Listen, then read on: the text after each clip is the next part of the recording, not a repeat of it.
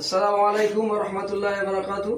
আজকে আমাদের studio first গজল shooting চালু হয়ে গেছে। ইনশাআল্লাহ আমরা গজলটাকে শোনাবো। আর যে শিল্পী আছে সেই শিল্পীর গজল ইনশাআল্লাহ ভিডিও সমেত নিয়ে আসবে আমাদের সামনে। আপাতত আমরা শর্ট ভিডিও এই গজলটার শর্ট কিছু আওয়াজ নিয়ে আমরা চলে এসেছি আপনাদের সামনে। অবশ্যই আমাদের চ্যানেলটাকে বেশি বেশি সাপোর্ট করবে।